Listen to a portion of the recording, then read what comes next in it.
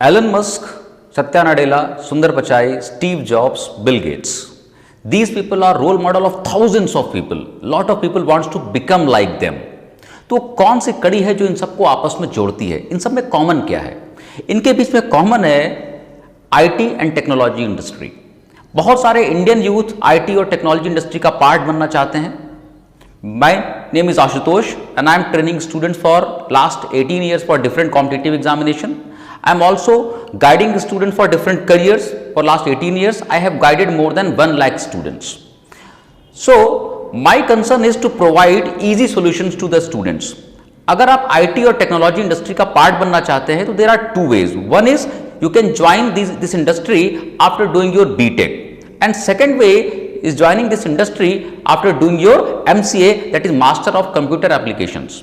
मुझे ऐसा लगा पिछले कुछ सालों में देखने के बाद कि after BTech joining this industry is difficult, after MCA joining this industry is easier. So for MCA you have to qualify an examination which is called NIMCET. NIMCET is the biggest examination in the country for MCA entrance. After doing your NIMCET you can join NITs, जो बहुत सारे लोगों का सपना होता है for your MCA. So आज हमारे साथ हैं Nitin Agarwal sir, which is a legendary teacher, जिन्होंने बहुत सारे बच्चों को ट्रेन करके MCA करने के लिए भेजा है, और निमसेट के एग्जामिनेशन के लिए हमारे पास लगभग 6 से 7 महीने बाकी हैं. तो आज हम नितिन सर से बात करेंगे कि इन 6 से 7 महीनों में क्या निमसेट की तैयारी हो सकती है, उसके लिए प्री रिक्विजिट्स क्या हैं, बच्चे को कितना पढ़ना चाहिए, और ये सारा डिस्कशन हम करेंगे नितिन अग्रवाल सर के साथ. तो नितिन सर, जहाँ तक मेरी जानकारी है, मई के लास्ट संडे को निमसेट का एग्ज़ाम होता है, राइट? तो अभी 6 से 7 महीने का समय बाकी है हमारे पास इस एग्ज़ाम के लिए. तो क्या जो बच्चा आज की डेट में तैयारी स्टार्ट करता है वो इन 6 से 7 महीनों में इस एग्ज़ाम को क्वालिफाई करके और NITs में एडमिशन पा सकता है? क्या बात कहना चाहेंगे इस पर आप? इस स्टेज में आकर के जो निमसेट 2022 के एस्पिरेंट हैं काफ़ी डायलेमा में हैं कि क्या अब हम प्रिपरेशन स्टार्ट करें तो क्या सिलेक्शन हो सकता है. तो मेरा आंसर है बिल्कुल हो सकता है. उसके लिए आपका 9-10th लेवल का मैथ्स क्लियर होना ज़रूरी है.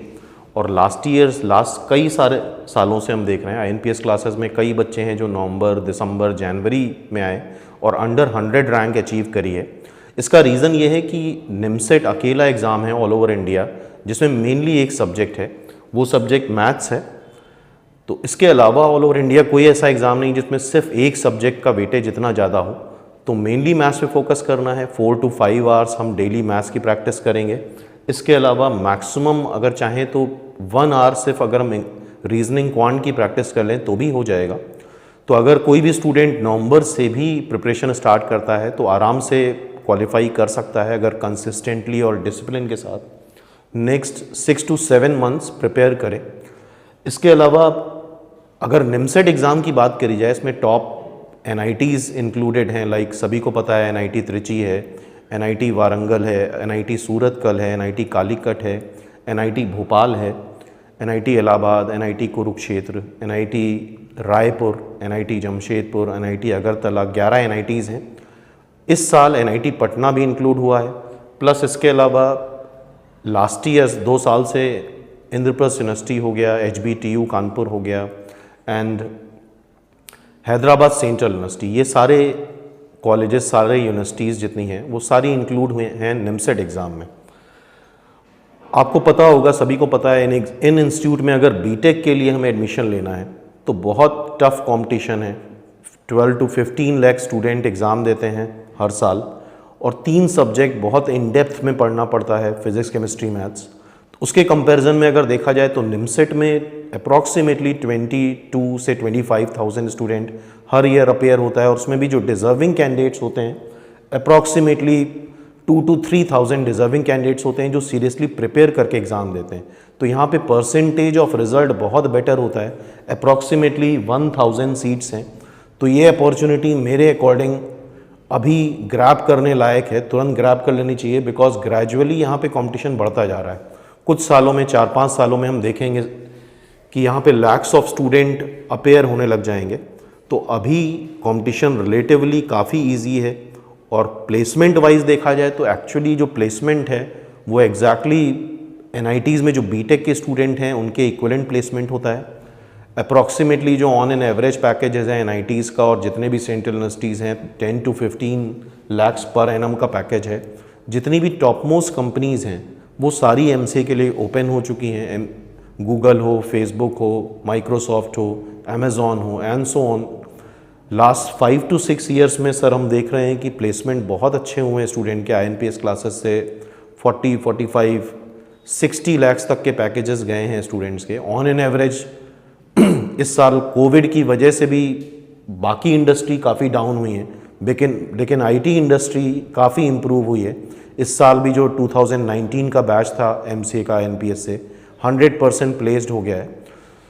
तो जहाँ तक प्रिपरेशन की बात रही, ऑब्वियसली 6 to 7 months काफ़ी हैं मेरे अकॉर्डिंग। अगर बच्चा कंसिस्टेंटली प्रिपेयर कर ले तो बिल्कुल 100% सिलेक्शन हो सकता है, टॉप NIT मिल सकती है। Sir that's a great information जो आपने मुझे प्रोवाइड करी अभी। मुझे भी अब काफ़ी क्लैरिटी आ गई है और मुझे लगता है कि बच्चों को भी काफ़ी क्लैरिटी आ जाएगी इस बात से, because data speaks in itself. Data अपने आप में बोलता है। हम देख रहे हैं कि जब हम JEE मेंस की बात करते हैं तो वहाँ पर लगभग 15 लाख बच्चे हैं जो एग्ज़ाम दे रहे हैं, और निमसेट के एग्जामिनेशन में लगभग 20 से 25 हज़ार बच्चे एग्जाम दे रहे हैं। तो क्लैरिटी बिल्कुल साफ है कि हमारे पास नंबर ऑफ एस्पिरेंट्स काफ़ी कम है। और JEE मेंस के लिए आपको 3 सब्जेक्ट पढ़ने पड़ते हैं, फिजिक्स, केमिस्ट्री एंड मैथमेटिक्स। तो वर्कलोड 3 गुना हो गया, जबकि यहां पर आपको सिर्फ मैथमेटिक्स पे फोकस करना पड़ रहा है, तो आपका वर्कलोड ऑलरेडी 1/3 हो जाता है। और जो प्लेसमेंट का सवाल है, बिकॉज बच्चों के दिमाग में सबसे बड़ी बात जो चल रही होती है वो होती है प्लेसमेंट होगा या नहीं होगा। तो both the places placement is same. तो ये गोल्डन अपॉर्चुनिटी है जिसको बच्चों को करना चाहिए और स्टार्ट करना चाहिए प्रिपरेशन निमसेट का फॉर नेक्स्ट 6 months। तो सर मैं ये जानना चाहता हूं आपसे कि अगर बच्चा आज की डेट से तैयारी करना स्टार्ट करता है तो उसे कौन कौन सी बुक्स को प्रेफर करना चाहिए, कितना समय पर डे पढ़ना चाहिए, क्या टेस्ट सीरीज लेनी चाहिए? तो इस पे अगर आप थोड़ा सा प्रकाश डालें तो बेटर हो जाएगा हमारे बच्चों के लिए। तो ये भी काफ़ी कॉमन क्वेश्चन पूछा सर आपने कि कौन सी बुक्स रिकमेंडेड हैं, प्लस कितने घंटे पढ़ना है। तो जो भी बच्चे सेल्फ स्टडी कर रहे हैं उनके लिए हम मैथ्स, मेनली मैथ्स है। मैथ्स अप्रॉक्सीमेटली आपको 4 to 5 hours पढ़ना ही पड़ेगा, 4 to 5 hours की प्रैक्टिस करनी ही पड़ेगी। और जैसा निमसेट का पैटर्न 2008 से स्टार्ट हुआ है 2021 तक, ऑलमोस्ट पेपर एवरेज ही आया है। अगर क्वेश्चन डिफ़िकल्ट आए भी हैं तो वो लास्ट ईयर के रिपीटेड क्वेश्चन हैं JEE मेंस और AIEEE के। तो मैथ्स के लिए हम रिकमेंड करेंगे एररलेस बुक आती है यूनिवर्सल पब्लिकेशन की, वॉल्यूम 1 एंड वॉल्यूम 2। अगर उसको पूरा लगा लेते हैं तो मोर देन इनफ होगी। प्लस इसके अलावा JEE मेंस के लास्ट 41 ईयर्स की बुक आती है अरिहंत पब्लिकेशन की, उस बुक को भी हम रिकमेंड करेंगे, बिकॉज से भी काफ़ी क्वेश्चंस रिपीट होते हैं। अप्रॉक्सीमेटली मान सकते हो 50 में से 13-14 क्वेश्चन JEE मेंस और AIEEE के आ जाते हैं। इसके अलावा रीजनिंग में जो हम रिकमेंड करते हैं वो RS Agarwal verbal and non verbal reasoning and RS Agarwal quantitative aptitude, दोनों ही बुक काफ़ी काम की हैं। और ये सारी बुक आपके MCA एंट्रेंस में भी MCA एंट्रेंस करने के बाद जब हम MCA करने जाते हैं तो वहाँ भी प्लेसमेंट के टाइम काफ़ी काम आती। And then there is a subject computer के लिए PK सिन्हा बुक आती है, उसको परचेज़ कर सकते हैं। वो भी MCA के दौरान आपकी काफ़ी हेल्प करेगी, इंटरेस्ट में तो हेल्प करेगी। एंड इंग्लिश के लिए हम रिकमेंड करेंगे कि अगर वीक में एक दिन भी थोड़ा बहुत इंग्लिश पढ़ ली, वो कैब वगैरह, एंड प्लस लास्ट 13 ईयर्स के क्वेश्चन देख लिए 2008 से लेकर 2021 तक के, तो उतना ही मोर देन इनफ है। तो मेनली यहाँ पे 2 सब्जेक्ट हैं सर, एक तो मैथ्स है, मैथ्स को हमें रेगुलरली कंसिस्टेंटली 4 to 5 hours देना होगा। एंड दूसरा रीजनिंग है, रीजनिंग 45 मिनट हम रिकमेंड करते हैं, डेली 45 मिनट की प्रैक्टिस से हो जाएगा। लेकिन ये काम आपको रेगुलरली करना होगा, फिर ब्रेक नहीं होना चाहिए नेक्स्ट 6 to 7 month। और बच्चों को हम ये रिकमेंड करेंगे कि अगर जो लोग भी सेल्फ स्टडी कर रहे हैं तो एटलीस्ट वो किसी भी इंस्टीट्यूट की एक टेस्ट सीरीज़ ज़रूर ज्वाइन कर लें, जिससे एक फ़्लो बना रहता है, टेस्ट देने पे एक्चुअल परफॉर्मेंस भी समझ में आती है। अदरवाइज सेल्फ स्टडी वाले बच्चे बड़े कंफ्यूज रहते हैं, कभी कुछ पढ़ लिया कभी कुछ पढ़ लिया। तो बेटर ये है कि एक तुम्हें जब पता होगा कि नेक्स्ट डे ये टेस्ट है तो हम उसी की तैयारी करेंगे। तो हम रिकमेंड करेंगे बुक ले सकते हैं, plus as well as test series आप परचेज़ कर सकते हैं। जैसे INPS की भी जो टेस्ट सीरीज़ है, जितने ही बच्चे ज्वाइन करते हैं उनको हम लोग एक वीकली शेड्यूल देते हैं, पूरा उस शेड्यूल को फॉलो करना होता है। डेली एक ऑफलाइन टेस्ट होता है और एक ऑनलाइन टेस्ट होता है। सुबह morning 9 to 10 offline test group पे पोस्ट कर दिया जाता है विद सोल्यूशन। तो पहले स्टूडेंट सॉल्व करते हैं, फिर सोल्यूशन देख लेते हैं, तो उससे एक अच्छी प्रैक्टिस हो जाती है। एंड नाइट में 10 से 11 एक ऑनलाइन टेस्ट होता है जो सारे बच्चे एक साथ देते हैं, उसके भी सोल्यूशन आप डाउनलोड कर सकते हैं। तो इससे एक क्लैरिटी रहती है स्टूडेंट में कि कौन सा टॉपिक हमें प्रेजेंट टाइम करना है। वरना सिर्फ अगर सेल्फ स्टडी करते हैं तो हैफजर्ड वे में कोई भी टॉपिक कभी भी उठा लिया, तो ये चीज़ें रहती हैं। सर ये बात आपने बिल्कुल सही कही है कि कंसिस्टेंसी इज द की। बच्चों को कंसिस्टेंट एफर्ट करना पड़ेगा फॉर नेक्स्ट 6 मंथ्स। कई बार बच्चों को लगता है कि आज यार 2 घंटे पढ़ लें, कल हम 8 घंटे पढ़ लें। ऐसा नहीं होता। 4 से 5 घंटे का पर डे का कंसिस्टेंट एफर्ट आपको करना पड़ेगा। एक छोटा सा एग्जांपल आपको देता हूं। अगर आप 1% पर डे एक्स्ट्रा काम करते हैं तो आपको पता है 1.01, इट मींस 1 की जगह पे आप 1.01 काम कर रहे हैं, 1.01 टू द पावर 365। अगर आप 1% एक्स्ट्रा काम करते हैं पर डे, सो आपका रिजल्ट आएगा 37.8। 1.01 to the power 365 is 37.8 and 0.99 to the power 365 is 0.03। तो अगर आप 1% एक्स्ट्रा काम कर रहे हैं और एक बंदा 1% कम काम कर रहा है तो दोनों में जमीन आसमान का अंतर आ जाएगा। That is true.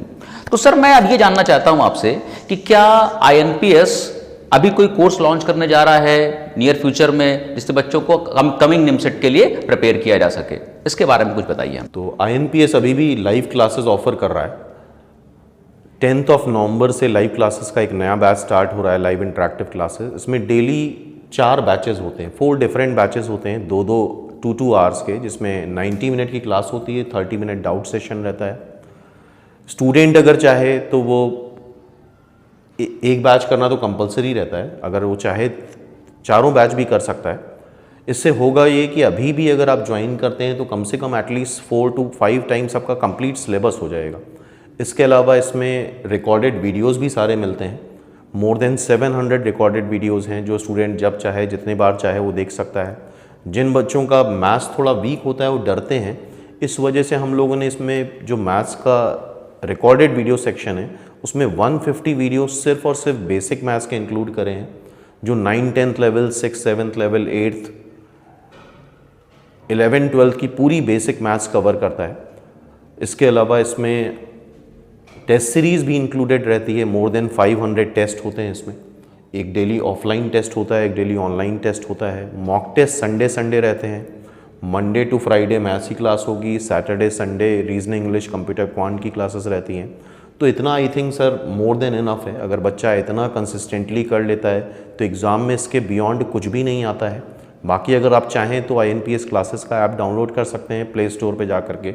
वहाँ पे आपको कंप्लीट सिलेबस के बारे में और सारी इन्फॉर्मेशन INPS की वेबसाइट पे और ऐप पे कंप्लीट मिल जाएगी आपको। डिफरेंट टाइप के कोर्सेज़ भी हैं जिसमें सिर्फ रिकॉर्डेड वीडियोज़ भी हैं, टेस्ट सीरीज़ भी हैं। और मेरा रिकमेंडेशन बच्चों से रहेगा, कोई ज़रूरी नहीं कि आप INPS की ही ज्वाइन करें, किसी भी इंस्टीट्यूट की ज्वाइन करें, लेकिन अगर सेल्फ स्टडी कर रहे हैं तो पैरेलल में टेस्ट सीरीज़ होना बहुत ज़रूरी है, जिससे अपना परफॉर्मेंस भी पता चलता है एज वेल एज कंसिस्टेंसी भी बनी रहती है।